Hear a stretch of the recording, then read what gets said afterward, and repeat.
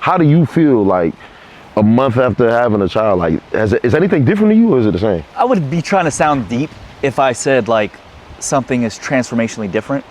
I think that there's a level of responsibility that you carry, and it just kind of changes you a bit. Yeah, yeah, But now I wake up and it's like this like extra weight that I have on my shoulders. yeah. And I'm just like, yeah, kick it into gear. Let's Yeah. go. Wake up.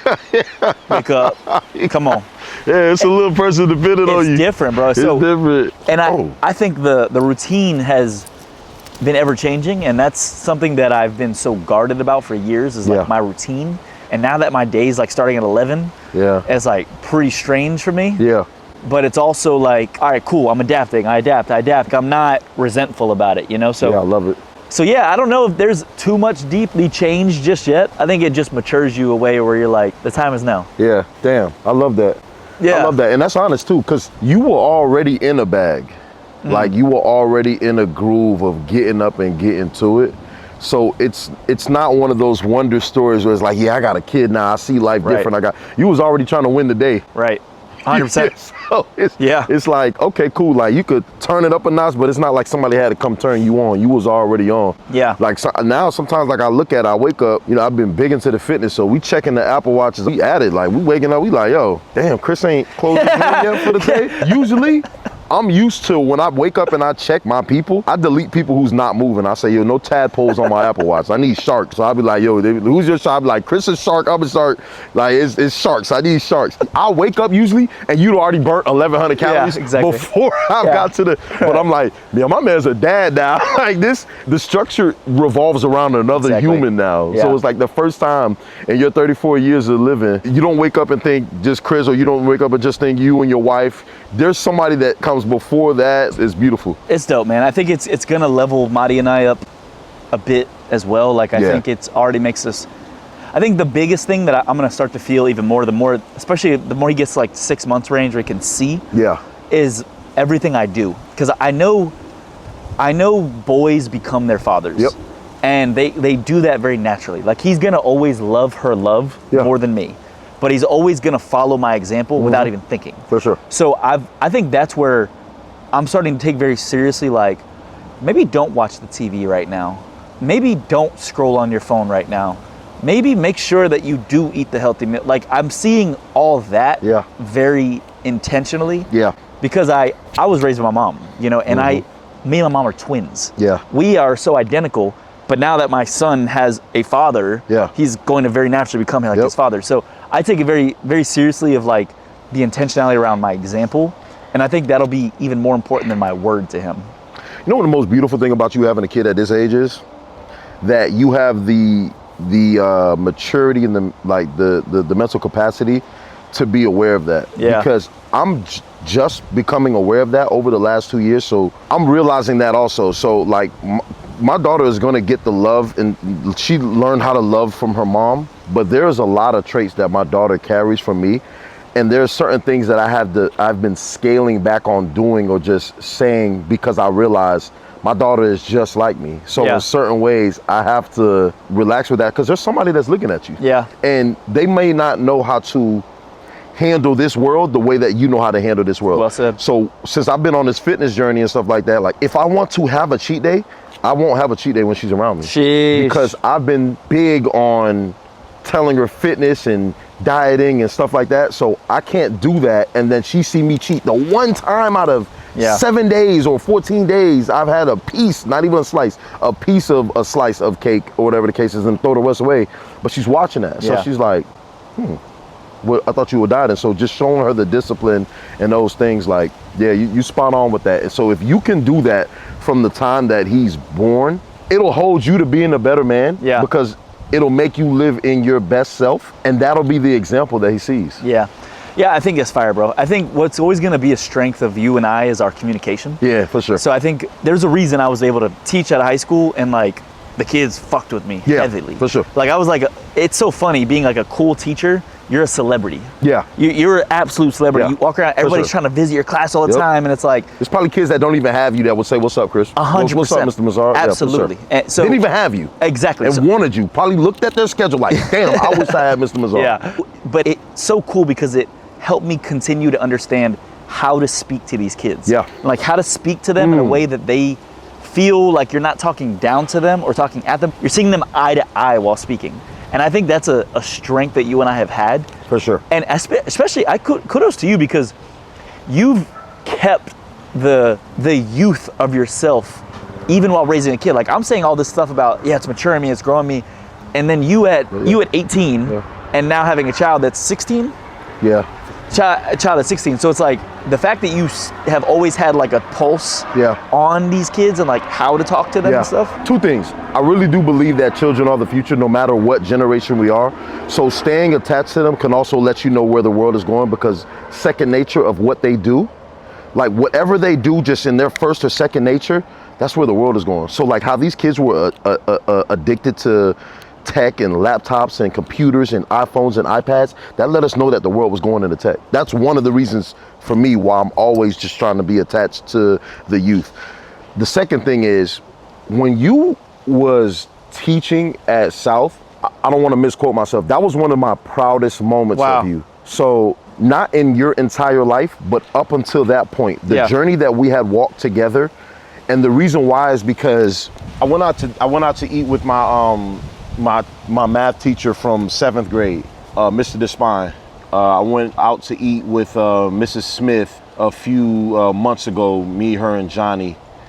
There are certain teachers, I looked up Miss Besankin, she was my 6th grade math teacher in New River Middle. That was 2003 going into 2004. There are certain teachers that changed my life. So just seeing what you would do and the pride that you take when dealing with the youth, there's not a lot of people that do that. Like I remember every teacher that spent extra time with me, not like I had a learning deficiency, but that would talk to me about life. You get what I'm saying? So like when you was in those classes and you posting the lessons and you took pride in that, bro, you was making what? How much were you making a year? 40 something. 47, 48, 50. I don't mean to laugh like that, but that is crazy because I don't even know if that's a livable wage. Yeah. But especially in South Florida. Yeah, especially in South Florida. I don't even know if that's a livable wage. But to make $40-something thousand a year and wake up every day and post content, you weren't posting content to be a content creator. You was taking pride. Like when I post pictures of my daughter on Instagram, that is me prideful of look at my child. Yeah. So I know what it's like when people are posting for monetary gain or people are posting because they're happy of what they're doing. Right. So you posting that, or you buying these kids gifts, or you spending time teaching these kids, and the connection that you sat there and made like with these kids is like, and I can see it, like my daughter loves you. You know what I'm saying? Like my daughter is, she loves you. Like she loves Maryland, but she loves you. And that's the connection of you being able to deal with these kids and deal with teenagers. I think that's a beautiful thing when people want to deal with the youth. You know what's fire? I think you said it earlier, where it's whatever your daughter's situation is, you don't diminish it. You don't downplay it. Yeah. She might be dealing with something when in the grand scheme of the world, it's like, this ain't that big of a deal. But in her world, it is a huge deal. And that's the same way it's like when your kid is going through a breakup, their world is destroyed. Yep. Like they'll never recover. They feel like everything just exploded in that moment. Yep. And if we can not judge that and like make them feel dumb for that, but instead like talk them through it and like see them eye to eye, I think that's what always made the difference with teaching. It's like their problems or their thoughts or their thinking, it didn't make me frustrated. It didn't make me feel like, oh, what's wrong with this kid? Or, oh God, another question. When you can see somebody eye to eye and talk them through their situation, then they're willing to receive what you want to give to them. For sure. And I think that's what happens with parents. Parents feel like they get to this point where it's like, no, you just listen to whatever I say. Yep. You just do whatever I say. I think they forget that almost coaching element of it. No, you want to see your kid eye to eye, listen to them, really believe in what they're saying, and then help them guide themselves through it. 'Cause I'm sure there's moments where you're like, daughter, Janila, you're dead ass wrong. Don't do that. For sure. But I'm sure that there's a large part of it where you're like, okay, she's navigating through, she's making her own choices. Let me just kind of help her make her own choices. Yep. Am I wrong to say that? No, you're completely right. I'll even go as far as saying there are times where I'll let her make the wrong choice. That's it. And that's a respect. Yeah. I think that's a respect when you can give your teenage daughter that and say, yeah, I'm gonna let you make this mistake, but I know you're gonna learn from this and grow from this, rather than me trying to control you and then you get mad at me for trying to control you, and then you just make a different decision because of it. For sure. And I think that before your kid leaves to college, or if they leave for trade school, or if they stay in your home until they're 25 or 30, I feel like you have to do a duty of giving them examples of what happens in the real world. Yeah. And if you continuously tell them, don't touch that stove, don't ever touch that stove, and they don't know what it feels like to burn their fingertips, when they go out on their own, they might burn themselves and don't know how to react from it, or don't really realize it. So sometimes I like to let Janila be like, all right, Twin, go ahead. I don't agree with it, but go ahead. And then after that, we come back around. When I was younger and more immature as a parent, I used to be in the I told you so phase, but now I realize, like, we all going through life trying to figure this out. Yeah. The wisest person, the richest person, anybody, we're all trying to go through life and figure this out. But I think, like, when you can talk to them and say, like, how did that go? That's how you chose to study the day before? Like, I don't like to sit there and study for 2, 3, 4 hours. Right. She'll wait till Sunday night to try to study for a test on Monday. Right. I'm gonna tell you, hey, let's start on Thursday. Yeah. Let's go 40 minutes each chapter. Yeah. And then on Sunday, let's do a full review of everything. Yeah. I don't want to waste all that time. Okay, cool, go do it your way. Because when she goes to college, we're not gonna be with her. Bro, you're such a life coach, and it's like you've never realized it. You're like such a life coach. I'm so grateful that God has been really speaking to me and helped me understand, like, what my role on this earth is. Because I've been struggling with this. Who am I really here to help? If you think about my spoken word days, I was very creative. My shit never had a reoccurring theme. One is on global warming, the next is on your mother, and the next is on relationship and toxic love, and like so passionate about everything. Yeah. What the hell am I supposed, like, I have this powerful voice, I have a creative mind. What the hell am I here to do? And bro, it makes me emotional to think of, like, I can't believe losing my best friend, seeing him in his 20s, like, go through what he went through, to know that I went through the worst years of my life, and only because of my own mind. Like, my life was the shit. I was in college, I had a girlfriend, like, I come from money, like, I'm a white male in America, like, I live in comfort. So my life was the shit, but yes, I'm struggling with anxiety and insecurity, addiction, and it's like all my own self-imposed shit, and I couldn't get my way out of it. We don't recognize how much these kids are going through, and I think sometimes we can't even relate to them because they're going through it and they have life so good. You think of somebody getting to the point of taking their own life, and they live in America. Make it make sense. It doesn't make sense to you. Exactly, it doesn't make sense to you. So I think it's so important. It's people like us that have the ability to authentically articulate ourselves to somebody young, because somebody young, for the most part, is deleting most of what an older person says. They're saying, okay, what's the 5% of this that I actually want to listen to? God, they just gave me 60 minutes of a lesson. Oh my God. And now I'm just gonna take the 5 minutes where they said the homework.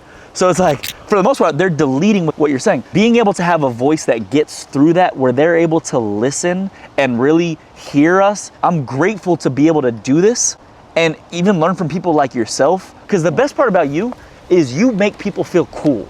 You make people feel cool, and you make them feel confident, you make them feel secure. We have that ability to do that, not just for people, but for young people. Young people that are in these interesting, crazy stages of their lives. So it's now just learning to embrace that and see how to really impact more. I don't know if you know, you've been busy with a child. I started a book club, right? So we're on our second book for the year, and we're reading a book called The Psychology of Money, right? I'm loving this book.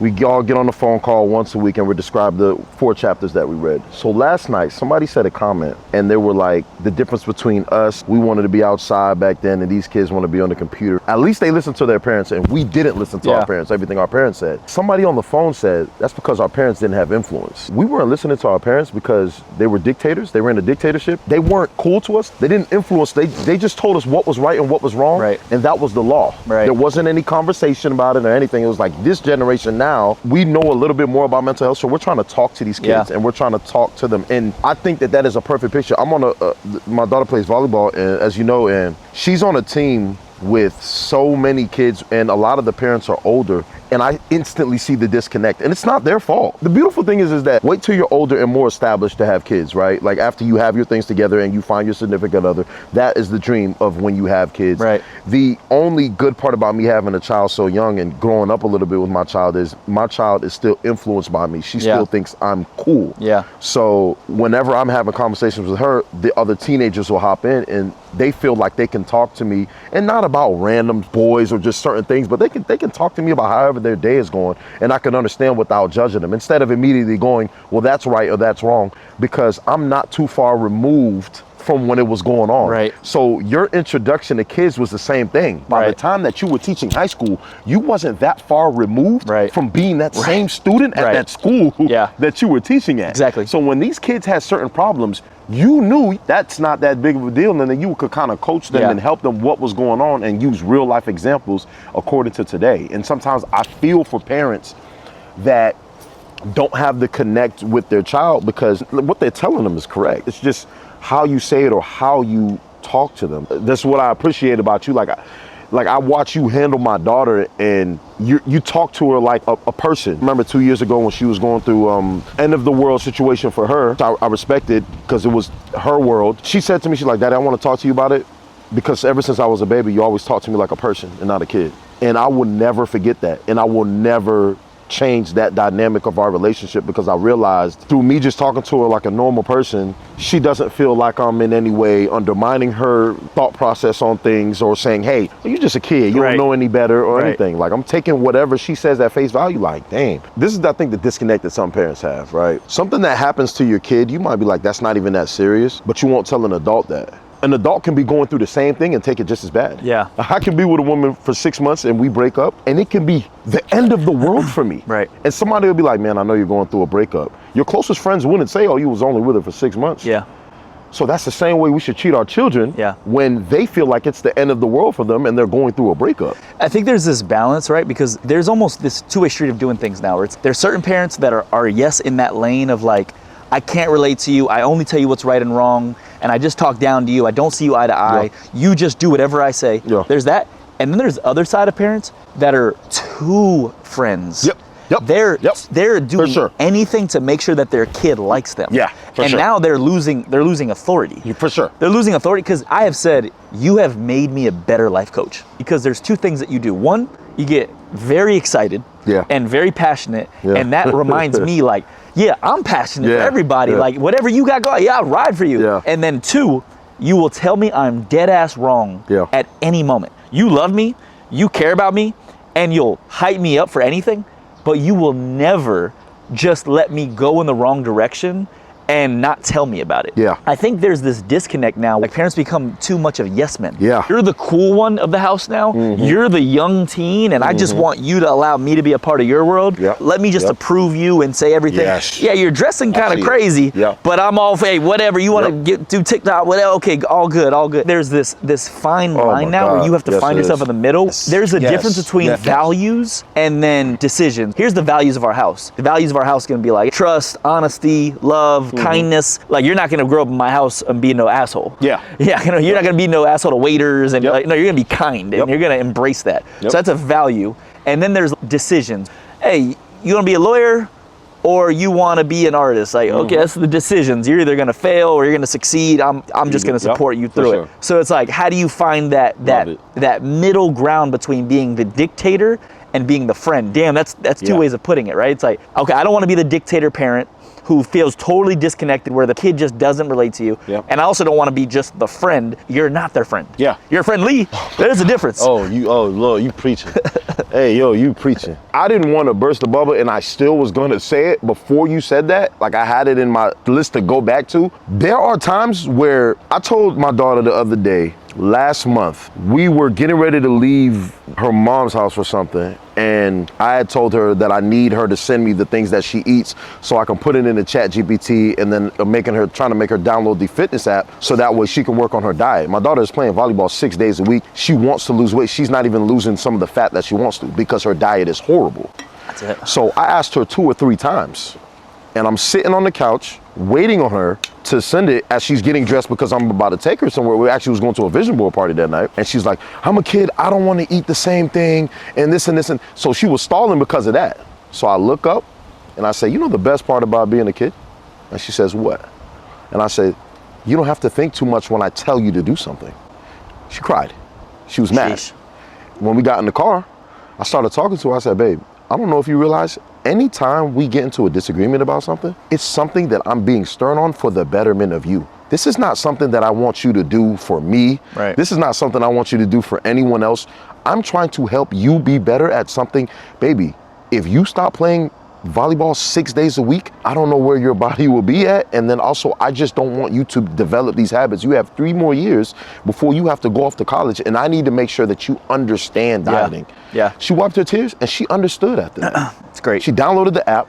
And now we're counting calories and we're looking into actually what she's eating. She gets excited and FaceTimes me to show me snacks or stuff like that with low calorie and high protein. Yeah. And that's the part of the sternness. Yeah. You shouldn't let a teenager choose that decision. Yeah. Like, that's not your decision. Right. You need to change your diet. That's where the balance has to come in. I've seen so many parents at volleyball, they'll give these kids whatever they want just to keep them happy. Yeah. You're not preparing them for the real world. Because when the real world tells you no, my daughter understands that I'm not her friend. You're definitely friendly with her. Yeah. And I love her to death. And we can laugh and we can joke, but I'm not her friend. I'm here to guide her through life, and I'm here to help her make sure that she has the tools to succeed. And there is a fine line between that. And sometimes I feel sad for parents who have went too far left for years and don't know how to get back on track. Because once you start to push back and reset boundaries, they think you're mean. Sheesh. And I've went through it with my daughter, but I love the fact that I will still read a parent help book today. Like, I will still read and try to sharpen my game. I will still ask ChatGPT or ask questions or just try to figure out how to be a better person and a better parent. So my way of parenting is always moving. Yeah. If I change my daughter's phone time from 11:30 to 10:30, where she can't use her phone after 10:30, my daughter won't even fathom texting me or calling me about it. She will accept it and just know that's my dad. So she understands that authority. It might move as far as what I'm gauging on or what I'm putting my focus on, because when you're parenting somebody to be in the real world, there's so many different parts of that comes with it. But she for sure understands that I'm here to watch it all. The parents have to own their part and understand that balance. Yeah. But what's so dope about your situation is that it's a two-way street. Like, your daughter knows how to submit to you. Yeah. She desires to get better. Yeah. She's saying, like, I'm currently at a certain level of something in my life that I care about, and I want to get better. So I'm going to go listen to somebody, and I'm going to ask them questions to get better. Damn, so I didn't even think about that. It's incredible. That's a trait of a high performer, a student of life, a student forever, where this is such a two-way street. And I hope, like, this kind of content reaches parents and their kids. Yeah. Because you can have the dopest, sharpest, most professional, successful parent, and if you're a young person and you got your pride too high, or if you don't think they're cool or they're unrelatable, they also are like 20, 30 years older than you. You know, at some point you gotta shut the hell up and try. Because I love this one parent that I'm working with right now. Bro, she's the epitome of, I'm his guide and he's gonna sink or swim. My man is fighting tooth and nail right now to make his car note, and they're well off. It's an easy support purchase if she needed to. I love it. And she's made it clear that, hey, at any moment, if his car gets repoed, his credit's gonna be done for years. I love it. He's gonna be screwed. Oh my God, but she's like, hey, good luck. Hopefully, I'm praying for him. But we'll see how it goes. Wow. I never even thought of that. It's incredible what I'm witnessing, because she's never gonna throw the life vest. She's gonna be like, no, get your ass up out. You put yourself in there. You wanted that car. Okay, this is what comes with it. What she's teaching him at that age is life lessons. Whether he sinks or swims, he'll never put himself in that situation again. If my daughter was in that situation, I would not have let her lose her credit. Like, I would have paid it and be like, dang. But now that you say that, if he has a repossession on his record, I think repossessions last on your record for between 5 and 7 years. That's not the end of them, but he'll never make that dumb mistake again. Ever. And the fact that she's well off, like, okay, cool. I advise you not to. Right. I love that. Yeah. Damn, I love that. We can have great support systems. We can have exactly what we need. At the end of the day, though, we are our own people. Yeah. Your parents can tell you whatever you'd like, your guides, your mentors, your teachers, but you still have the choices to make. Yep. In this game of life that we're playing, it is still very much yours to win or lose. Where my heart gets hurt is where they choose not to win or lose, but they choose to quit. Not just as dramatic as a suicide, which is the most dramatic thing I think you can do in this world besides taking somebody else's life. Just quitting, period. Accepting complacency or laziness, or that your life is purposeless and there's no more for me to achieve out here. And you see that so much. All I can ever speak of is the American way, because that's all I know. But like, maybe there's something about this comfort that we live in America that kind of coddles us or makes us soft or whatever. Too often we see young people just kind of, okay, well, this is my life. Hey, high school was great, but that's about as great as it gets for me. And then they just kind of get into this level of complacency over and over, to the point where I think they resent life, they resent themselves, they feel insecure, they feel unconfident, and very real at that point, which is they look left and right at other people's lives. They're like, well, my life will never be there. And then they start to just completely give up. I think purpose is one of the greatest things that you can live with. My question to you is, do you know anyone? It's a two-part question. Do you know anyone that you feel like we've known each other now almost 20 years? Do you know anyone that you feel like quit? I don't want you to speak on them. Do you feel like they quit that is still here today? Do you feel like, can you think of anybody that quit? Absolutely. And maybe truthfully, like 65% of the people I know. Wow. Yeah, I think we talking now. I think I had to use ready to get there. Yeah, I think let's do it. I think a lack of fulfillment and complacency, it sounds so deep, but I don't think it really is. Like, I think we have a God-given potential, and maybe you want to call it like your life's potential or something, but there's like this version of you. But I think we have these potentials. I think we're souls and we come into this body and we're here for some kind of experience, whatever the reason is. But I think that there's these different paths that we can take, and we can reach this great version of ourselves. And then there's so many reasons as to why to never get there. There's distraction. And there's just like what? Just entertainment, period, right? It's the drinking, it's the smoking, it's the drugs, because all you're doing is, well, I think life is really just for me to alter my consciousness, or really just go get on the TV or the video game and just get into short instant gratification. And honestly, just sex. As a young male, like, is there anything more distracting? Nothing. I think of my years coming out of high school. I think of like Ed, Ed and Eddie. You remember that show? Yeah, of course. What was the whole show about? 3 friends messing around. What were they trying to do? They were trying to get gumballs. There was a lot of men, including me in my younger years, that spent a lot of years just trying to get sex. No purpose. Right? Now, to shift back to what you said, if it's 65%, what in the hell do we tell these young people? What do we tell them to give them purpose? If you're talking to a 16-year-old right now, not even just kids, even adults, to understand, like, to create their purpose and go and get it. I have gotten to the point where, like, I give up on people who don't put their best forward every day. And I try before I give up. But I sometimes I feel like complacency can be contagious. And I try not to be close at arm's length with it. So when I give up on it, it's kind of just to take a step away for me I'll pray for them. And I'll try to help them in the moment if I feel like they're slipping, or if I feel like they need some of me to be able to say, hey, bro, let's do this. But the best thing that I can offer, to me, in my personal opinion, is my time. So if we're talking, we're trying to get healthy and we're going to the gym, or if we're talking about praying, or if we're talking about getting more money, or whatever the case is. I sat on the phone with my friend the other day and walked him through updating his LinkedIn, and he called me the next day adamant about adding me as a reference on there, and he took his steps without me walking him through it. I got him started, and after that, he got himself together and updated his LinkedIn. But what do you tell someone who they just don't want to put their best forward today? At the end of the day, life coaching is dope, but it's only for people that want it. Your daughter is going to be life coached on Saturday because she asked for it. And that's the only way, because that's a difference between a life coach and a parent. Right? At some point, it's like, well, your parent just telling you what to do. But life coach is like, oh, you sought this out and you're willing to sit down and listen. So unfortunately, there are many, many people that are not meant for this. Go back to like what you said about purpose. How does somebody find their purpose? Usually it's behind one of the worst moments of your life. And then saying, how do I now help people? This is usually the people that are like, I became an alcoholic and I struggled so much, and now that's why I dedicate my life to helping people struggle with alcoholism. So it's one person that says, I went through this and now I want to alleviate the world of this. And then there's another that says, man, this was an incredible experience of mine, And now I want to add to the world of this because I think it's adding more joy to the world. Oh, I grew up loving horses and I went that path. There you go. I love that just for the simple fact of, I don't think some young people know that. Right. Like, I don't think that some young people know some of your simple pleasures. Right. Like, that can be your goal. Like, I know a chef who talks about food like people talk about God. And it's incredible. I love seeing when he's it can be so simple, bro. Bro, he's cooking up, and when he talks about all the foods and how they're coming together. Is that Jay? Yeah. Bro, It's Jay so, is so passionate he's about so food. passionate. I love it. It's like the dude clearly had a grandma that cooked up. He's Italian, so I already know his grandma was chefing it up. Yeah. Who he loved cooking with and he loved learning from. And the next thing you know, he said, I want to continue to add this great pleasure to the world. What hurt you in this world? How do I want to alleviate and help others? What was joyful in the world? And then the last thing is what I like to do.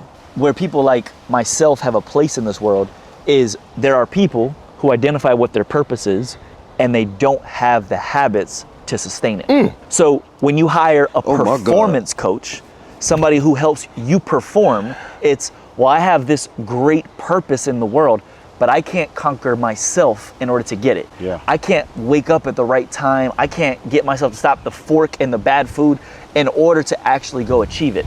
There's both parts of the picture. Yeah. It's a beautiful thing, but it's like making sure that both are coming together. Yeah. Oh my God, I love that. I know it's so simple because my brother Johnny always tell me football is his first love. I love it. Because his biggest and most fun joy, we started back playing flag football, and I drive to Orlando just to it because a lot doesn't feel better than me being on the field with my brother playing playing football how we used to when we were kids. That's great, bro. And he's tailoring his life to that right now. Yeah. He's eating different. He dedicated the off season of Flag League great. to dropping weight. That's great. Running like crazy, so that way he can be a mobile quarterback it's on a fun. flag team. You zoom in, you might say this guy's crazy, but then when you zoom out, you say that's his life fire. pleasures. Absolutely. Now how he's shifting his life, it's to raise his son to the best of his ability and to play football. Great, play bro. flag football on weekends. Great. Absolutely nothing wrong with that. And there's no monetary gain that he comes out of it. Sometimes we get so old that we put passion in things behind money, or we get so tied into monetary gain that we put passions behind how we can profit off of things. It can be so simple. Yeah. You can tailor your life. You can say, I'm going to go to school to do this because I love this, but this also creates the time. Janala wanted to be a neurosurgeon for the last 5 years, since she was 8 years old.